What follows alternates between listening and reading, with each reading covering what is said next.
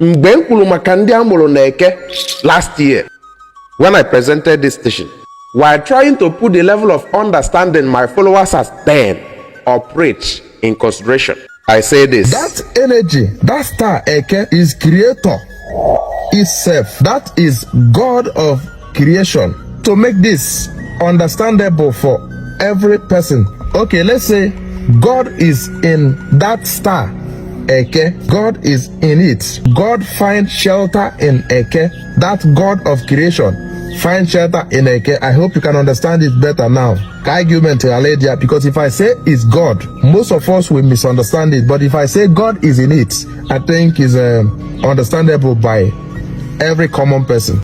First, I describe Eke as a star. For Bros Eke, the 4 market days, I described them last year as a star, considering the level of understanding of my followers at 10. If you observe closely, I presented it also as the star of creation. In other words, the Chukwu you have been looking for. Seeing that so many minds are not prepared to embrace such truth and reality at that time, I avoided stifling confusion, fostering clarity as much as possible by presenting it sensationalized as God the creator or the God of creation finds shelter in Eke, as you can hear. Okay, let's say God finds shelter in Eke. That God of creation finds shelter in Eke. I hope you can understand it better now. Now that we have more number of mature students and ordinary practitioners on this page, can I be candid and say that Eke is Chi and in the hierarchy of the big 5 in the stratum of Okike, which the later generations cited as Chukwu or Shuku? Simply put, Eke bụ one of the Shukus ndị Igbo melu acknowledge, and there is no singular autocrat as overall God in the ancient spirituality concept. That latter idea and the concept of one God over all come from the concept of the Bible God or other regional spirits who declare themselves jealous gods, prowling and campaigning for supremacy on the earthly realm and some heavenly places. Dịka onye ọdịnala Igbo, ọ bụ na itinye anya in such kind of spirituality, if you pay attention to such kind of spirits who prowl and present themselves as the supreme and the over other supreme forces and energies, even a very big mistake. Not just simple mistake, but a fatal mistake that may ruin your spiritual life. But you don't know. Ask yourself why so many parts of the world who believe in that concept of one God is backward. On how this can they atheist na can with success than India they believe in God, because you don't believe in what you should. You were configured, you are programmed to believe what they want you, what the system wants you to believe. So believing in the concept of a singular autocrat, believing over other supreme forces. If you have such mentality and you are practicing ordinary Igbo, you are living in self-made prison. And wherever na karata ndị amụrụ n'afọ Eke, maka ife anyị ji bịa keta characters, signs of the energy Eke and ndị amụrụ na Eke, the born of Eke. Ndị amụrụ n'afọ Eke have high proclivity for Okike. They don't coerce themselves to think spiritual. Ọ na-aka akalofa mfe ịghọta mmụọ maọbụ ife mmụọ maọbụ recognize onu mmụọ mgbe mmụọ na-ebe maọbụ icheta ife mmụọ. You can say they are inclined to spiritual awareness. Ịfụfa na dibịa na-agba afa, afafa na-ede edo. Ịfụfa na dibịa na-agba afa, afafa na-ede edo. Ọ na-ewe anya. And that is because their intuition and the sixth sense are spry with spirited and the sprightly speed that belied their age.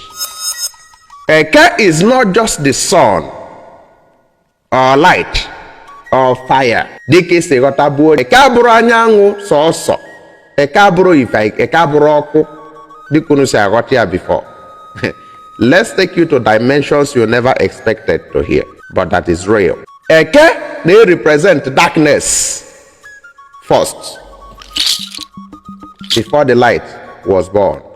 Eke existed and represented darkness before the light. Let it not throw you off balance. To make it simple for your understanding, Eke demonstrates the creative force of darkness, the Shi Okike. It is this nature of Eke that was contorted or contended in a guise in Psalms 18 verse 11. Igbo nwee kpọọ nya Eke kere ụbọchị. Ọbọchịkwa ife ọ bụ n'Igbo, Eke kere ụbọchị. Therefore, Eke existed before Shi abụọ wee bụrụ Eke kere ụbọchị. Still don't understand. Get closer. Follow. Eke demonstrates the creative force of darkness, hence anyanwụ, the eye of Shi, or the face of Shi, or the eye of Anwụ, or as you generally know it, the eye of light. The question now becomes, what is Anwụ before the eye of Anwụ or the eye of light, which is the sun? What is the meaning of Anwụ in the ancient concept of Igbo language? Anyanwụ unu si na ọ pụtalụ eye of light. What is Anwụ?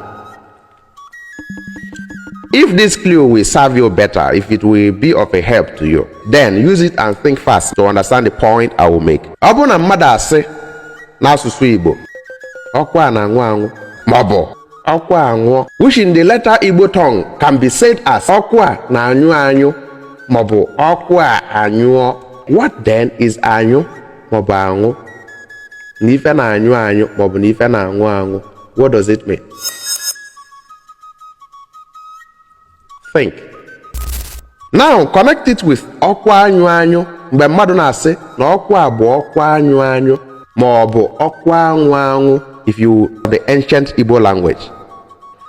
I repeat again, what is that anyụ maọbụ anwụ by your understanding? See clueless.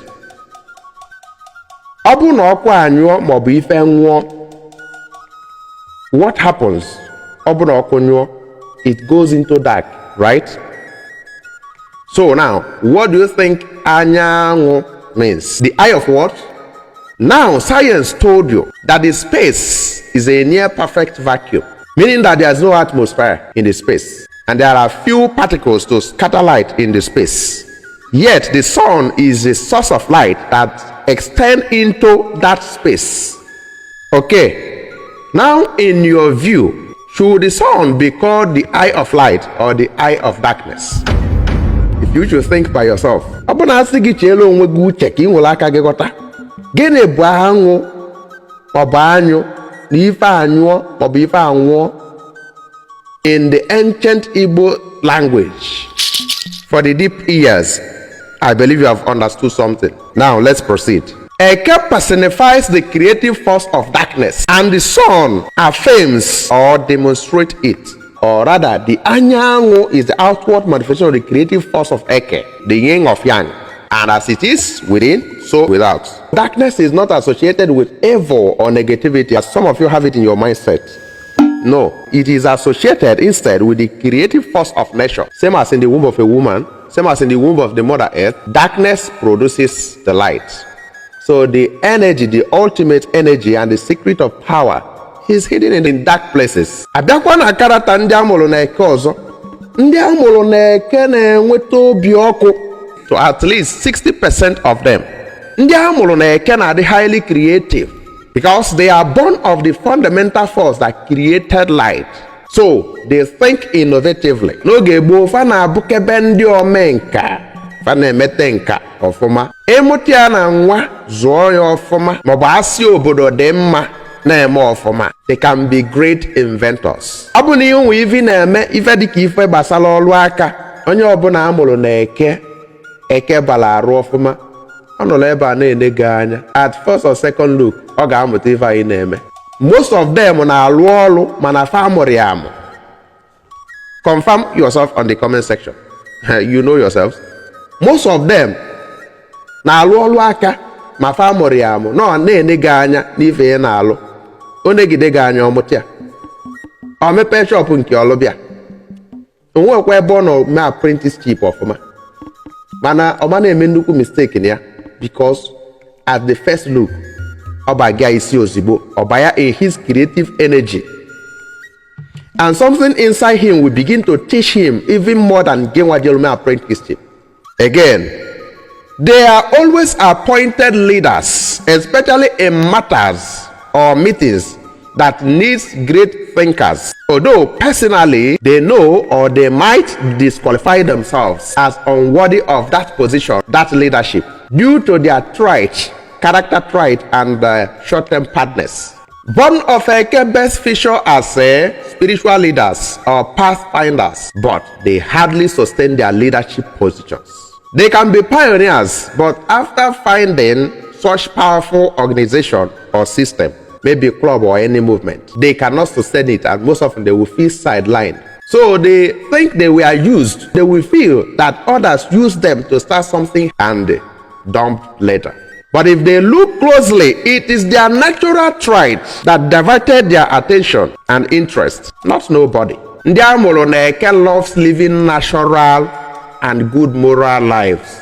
In fact, they don't find pleasure in dirty things, and that is all for now. Make time and check this video I made last year on Eke, Orie, Afo, Nkwo, and the characters of Ndiamo, Nafia, Ndia to balance your knowledge on this and come to full consciousness. Remember, you may not have all these qualities 100% now due to some issues like peer pressure, your parents' genes, and other factors. But if you are born of Eke, you must have at least 60 to 75%. Again, Chetia Bulunobi Neke is the element or the supreme energy active at the time of your birth.